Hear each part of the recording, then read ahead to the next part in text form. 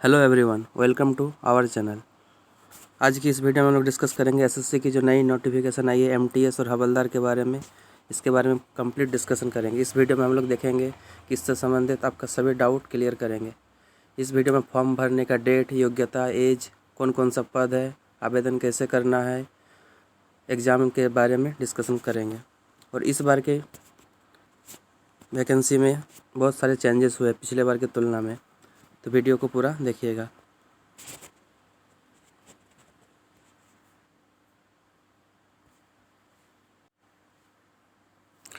अगर आप हमारे चैनल में पहली बार विजिट कर रहे हैं तो चैनल को सब्सक्राइब करें ताकि एसएससी की सभी जानकारी आप तक सबसे पहले पहुंचे। जैसा कि आप देख रहे हैं एसएससी की ऑफिशियल साइट, इसमें 22 तारीख के डेट में, 22 मार्च के डेट में notice for multitasking non technical staff and havildar CBIC and CBN examination 2021 के बारे में दिया हुआ है। तो इसको नोटिफिकेशन को हम लोग देखते हैं। यह है एसएससी की official notification notice multitasking non technical staff and havildar CBIC CBN examination 2021 जो कि 2022 में जारी की गई है। सबसे पहले देखते हैं यहाँ पर इम्पोर्टेंट डेट्स के बारे में। Last date and time for receipt online application 30 अप्रैल तक है, आपका 22 मार्च से शुरू हुआ है। Last date and time for making online fee payment 2 मई तक है, रात के 11 बजे। Last date and time for generation of offline challan, इसको आप 3 मई तक है। Last date for payment through challan या आप बैंक के जरिए ऑफलाइन चालान 4 मई तक है। और सबसे मेन बात, जिसका एग्जामिनेशन आपका इसमें जुलाई में होने की चांसेस है, मैक्सिमम चांसेस की जुलाई में ही होंगे। अब बात करते हैं इसकी वैकेंसी के बारे में। तो वैकेंसी के बारे में एसएससी पहले तो नहीं दिया हुआ होता है, लेकिन इसमें फिर भी हवलदार के जितने सारे पोस्ट है सीबीआईसी और सीबीएन, इसमें 3603 वैकेंसीज है। और इसमें बाद में जितने सारे एमटीएस के जो पोस्ट है ये सारे के सारे इंक्लूड किए जाएंगे। इसमें रिजर्वेशन की बात करें तो इसमें ST, SC, OBC, EWS, ex serviceman सबके लिए अलग अलग रिजर्वेशन की कैटेगरी है।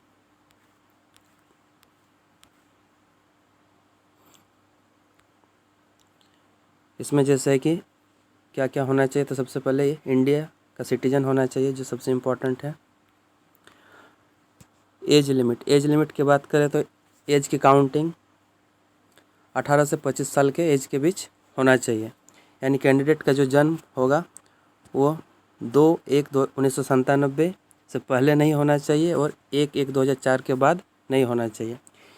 ये 18 से 25 साल के लिए। और इसमें दूसरा वर्ग जो है 18 से 27 साल में, इसमें है 2 जनवरी 1995 से पहले जन्म नहीं होना चाहिए और 1/1/2004 यानी 1 जनवरी 2004 से पहले इसका जन्म नहीं होना चाहिए। ये सारे के सारे जनरल कैंडिडेट के लिए है। जैसे कि यहाँ पर दूसरे कैटेगरी के लिए अलग अलग सुविधा जैसे छूट दी हुई है। एसटी, एससी के लिए 5 साल की, ओबीसी के लिए 3 साल, पीडब्ल्यूडी कैंडिडेट यानी फिजिकल डिसेबल कैंडिडेट के लिए 10 साल, एक्स सर्विसमैन के लिए 3 साल। इस तरह अलग अलग सभी कैटेगरी के लिए एज की रिलैक्सेशन दी हुई है।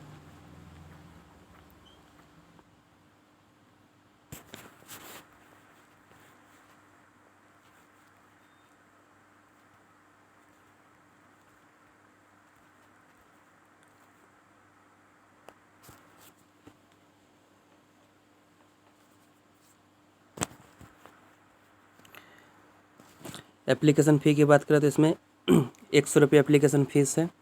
और लेकिन एससी, एसटी और वोमेंस कैंडिडेट, गर्ल्स कैंडिडेट के लिए कोई भी फीस नहीं है।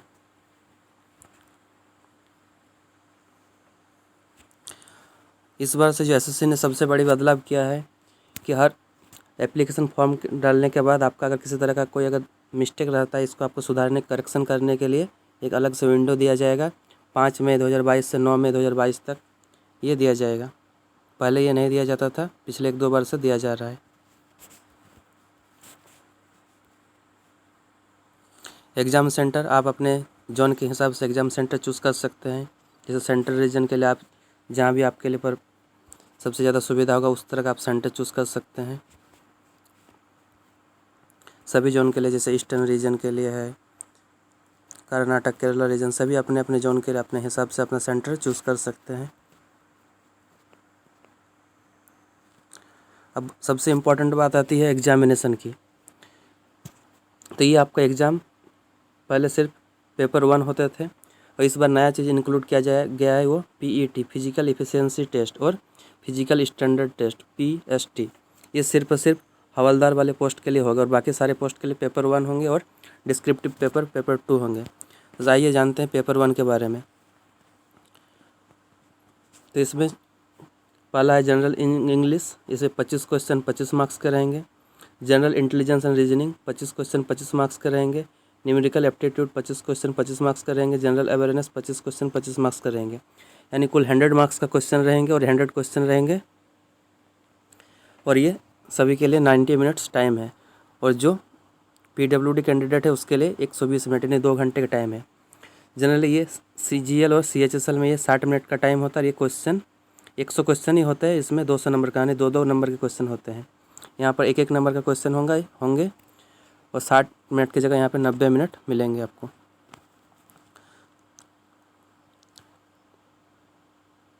और ये paper objective type question, multiple choice question होंगे। इसमें question will be set both Hindi and English, part 2, part 3 and part 4। यानी आपका general intelligence and reasoning Hindi English दोनों में होंगे। न्यूमेरिकल एप्टीट्यूड हिंदी इंग्लिश दोनों में होंगे। जनरल अवेयरनेस ये भी हिंदी इंग्लिश दोनों में होंगे। सिर्फ जनरल इंग्लिश आपका सिर्फ और सिर्फ इंग्लिश में ही रहेंगे।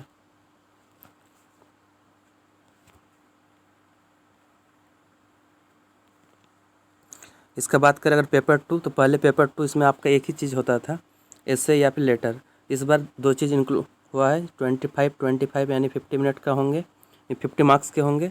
इसमें आपको एक शॉर्ट एसे और एक लेटर लिखना हो रहता है। ये क्वालिफाइंग नेचर का होता है। ये 45 मिनट्स के लिए रहेंगे।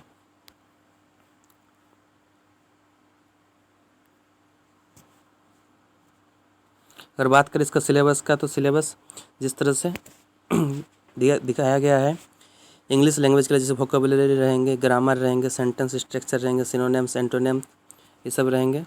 जनरल इंटेलिजेंस एंड रीजनिंग, इसमें भी सारे के सारे मेन टॉपिक जो होते हैं सारे के सारे रहेंगे। न्यूमेरिकल एप्टीट्यूड, इसमें एक चीज़ है कि न्यूमेरिकल एप्टीट्यूड में इसमें एडवांस मैथ की वेटेज इसमें काफ़ी कम है। और जनरल अवेयरनेस, हाँ, इसमें जो हवलदार वाली पोस्ट है इसमें फिजिकल इफिशियंसी टेस्ट यानी PET और फिजिकल स्टैंडर्ड टेस्ट। तो इसमें हवलदार वाले पोस्ट अप्लाई करने के लिए आपके 2 चीज़ की ज़रूरत होगी। सबसे पहले वॉकिंग होगा। मेल कैंडिडेट के लिए 1600 मीटर की वॉकिंग 15 मिनट में होंगे, जबकि फीमेल कैंडिडेट के लिए 1 किलोमीटर की वॉकिंग 20 मिनट में होंगे, यानी आपको पैदल चलना है। और साइकिलिंग है 8 किलोमीटर, आपको 30 मिनट में ट्रेवल करना है। और ये फीमेल कैंडिडेट के लिए 3 किलोमीटर की डिस्टेंस आपको 25 मिनट में कंप्लीट करना है।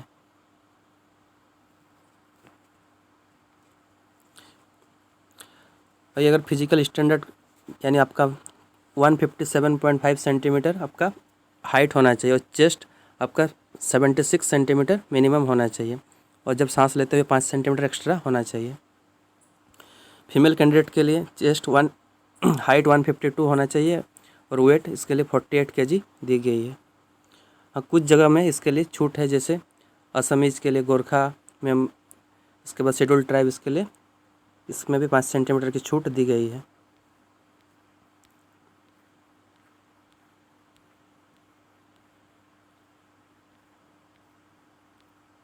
यही थे इसमें इम्पोर्टेंट बात।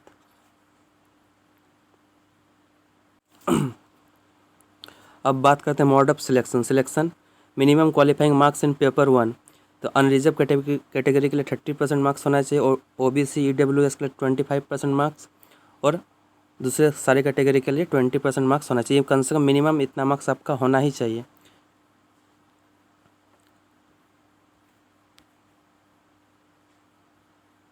और पेपर 2 आपका क्वालिफाइंग नेचर का होगा। इसमें मिनिमम क्वालिफाइंग मार्क्स आपको पेपर 2 में अनरिजर्व कैटेगरी के लिए 40% और बाकी सारे कैटेगरी के लिए 35% मार्क्स आपका होना चाहिए।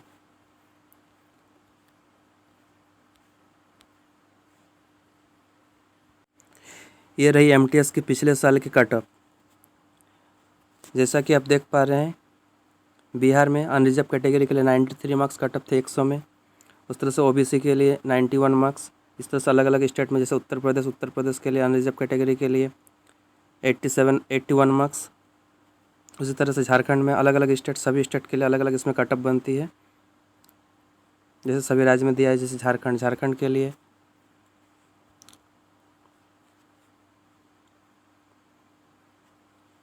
इसी तरह से सभी राज्य के बारे में आप देख सकते हैं। आप जिस राज्य से बिलोंग करते हैं आप उसके हिसाब से आप प्रेफरेंस डाल सकते हैं। तो ये थे एमटीएस की पूरी जानकारी। पिछले बार की तुलना में इस बार बहुत सारे बदलाव किए गए। पिछले बार हवलदार की पद इसमें नहीं होते थे, इस बार हवलदार की पद को जोड़ा गया है। ये नोटिफिकेशन आपका 2021 का नोटिफिकेशन है, जो 2022 में जारी की गई है।